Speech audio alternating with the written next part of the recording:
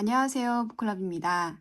김의신 박사님이 쓰신 암에 지는 사람, 암을 이기는 사람 두 번째 시간입니다.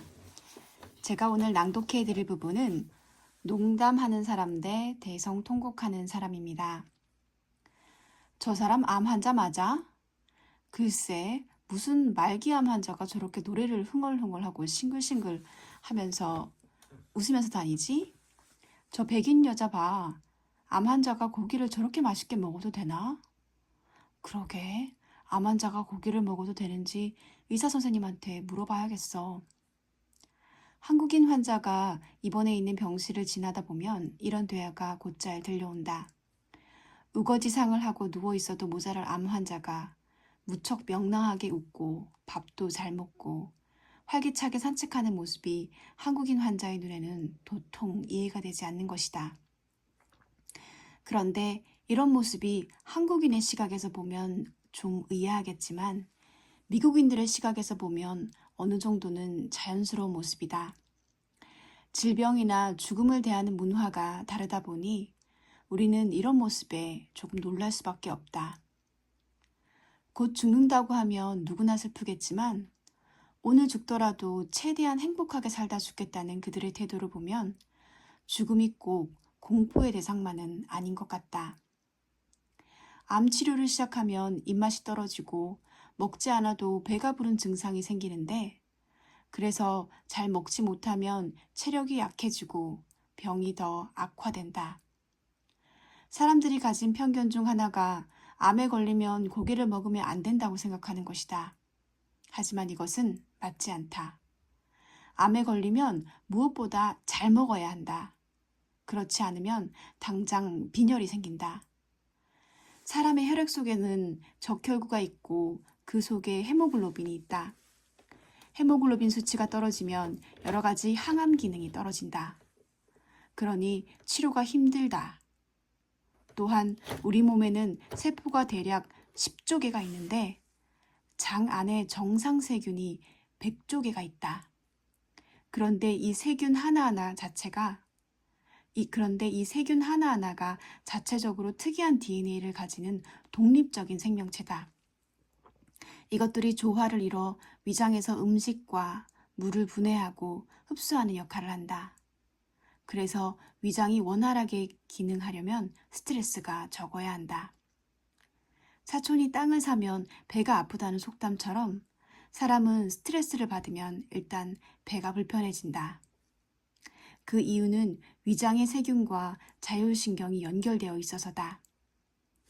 사실 한국인 치고 위장병이 없는 사람이 없다.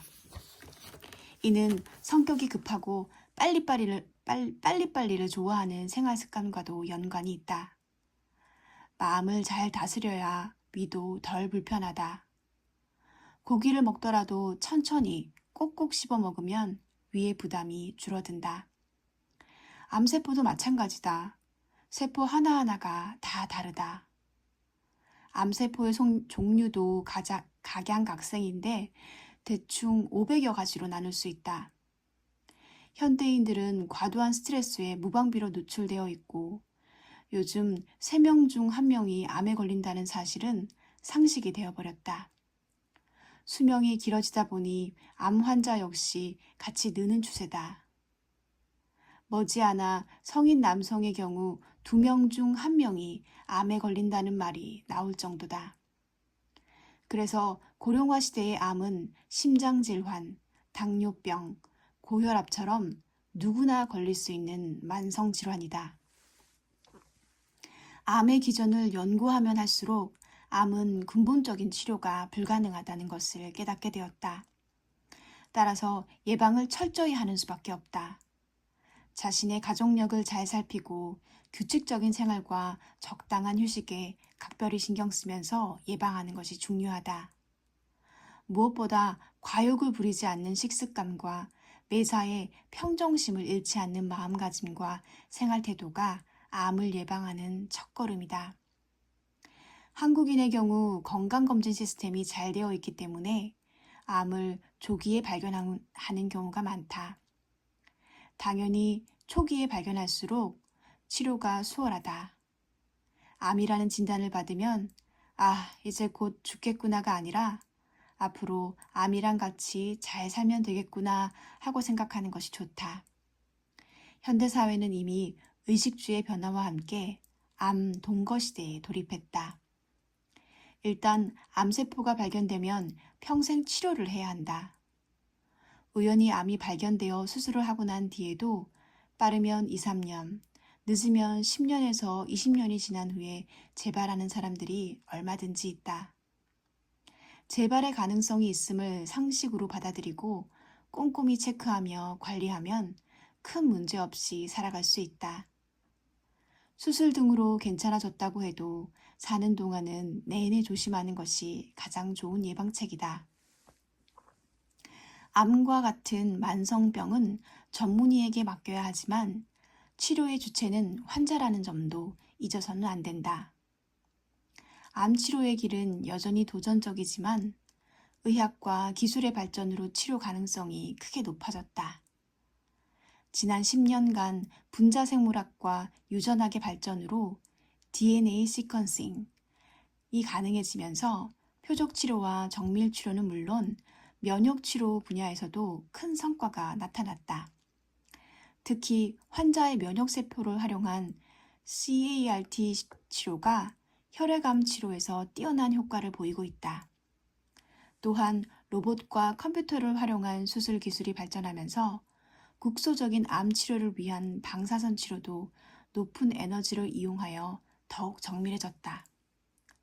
진단 분야에서도 고해상도 영상 기술과 액체 생검을 활용해 보다 정확한 감별 진단과 치료 효과 평가가 가능해졌다. 최근 영국에서는 mRNA를 기반으로 한 암 백신이 개발되고 있으며 폐암과 유방암 치료에 아테졸리 주밥 또는 티센트릭을 이용해 단 7분 만에 치료가 가능해졌다. 또한 주사와 아나스트로졸과 같은 경구 약물을 통해 유방암 위험을 낮추는 치료법이 등장했으며 자궁경부암 항암 치료 역시 한층 더 짧은 시간 안에 가능해졌다.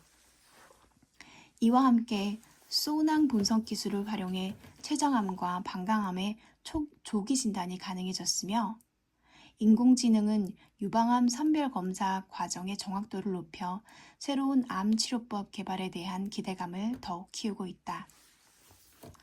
선생님, 저 얼마나 더 사나요? 이 약 먹으면 살 수 있는 건가요? 저 좀 살려주세요. 마음가짐을 좀 더 편안히 먹으라고 해도 매번 이렇게 매달리고 울부짖는 환자가 있다.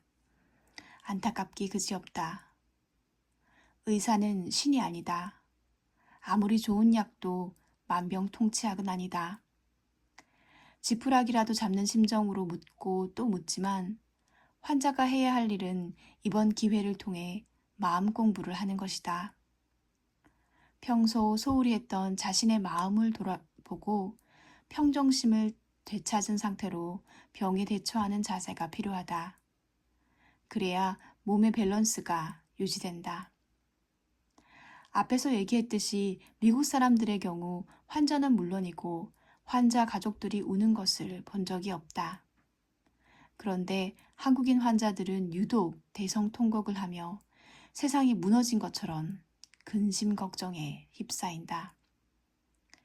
내 나이가 올해 83세이고 나 역시 예외일 수 없어서 주변의 미국인 친구들을 여러 명 하늘로 떠나보냈다. 그때마다 병문안이나 장례식장에 가는데 가서 보면 우는 사람이 없다. 처음에는 그러한 문화적 차이가 조금 혼란스러웠다. 심지어 곧 죽을 사람인데도 내일 만나 함께 골프를 칠 것처럼 나에게 농담을 했다. 의신, 너 골프 연습 많이 하고 와라. 내가 먼저 가서 골프장 잔디 관리해 놓을게. 거기서 만나자. 하늘나라 맥주도 맛있으려나? 나중에 한잔 하자고. 날씨 더운 건 질색인데 여기보다 더 더우면 어쩌지? 이왕이면 털복숭이 남자 천사 말고 예쁜 아가씨 천사가 마중 나오면 좋겠어. 기도나 해줘. 그 친구들은 죽음을 대하는 자세가 초연하고 성숙했다. 죽기 전날까지 농담을 하는 그들의 여유가 부럽기까지 했다. 누구나 죽는다. 나만 죽는다고 생각하면 공포스럽지만 예외가 없다는 것을 인정하면 얼마간 초연해진다. 죽음이란 조금 앞당겨서든 혹은 조금 뒤늦게든 약간의 시간차를 두고 모두에게 찾아온다. 매사에 근심이 많고 걱정이 지나친 사람은 뇌하수체에서 나오는 호르몬이 적게 분비된다.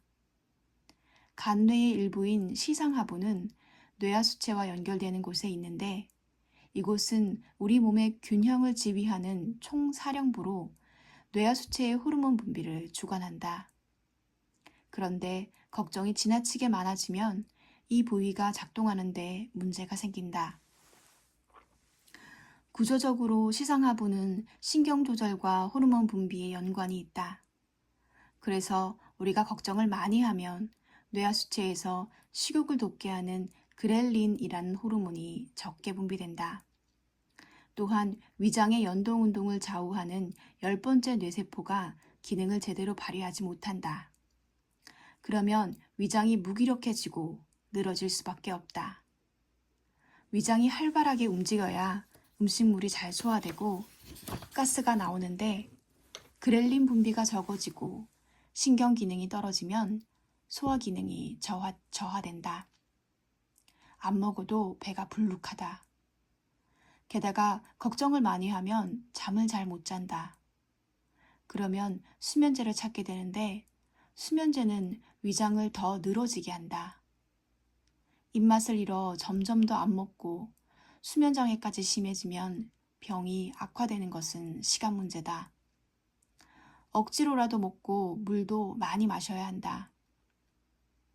선생님, 주스도 안 넘어가는데 어떻게 합니까? 음식이 목구멍에서 탁 걸려요. 이렇게 음식을 못 먹겠다고 하소연하는 환자들이 많다.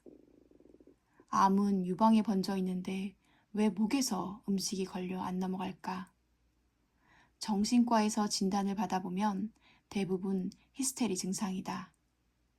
이런 경우 영양 섭취가 잘 안 되니 치료 역시 제대로 되지 않는다.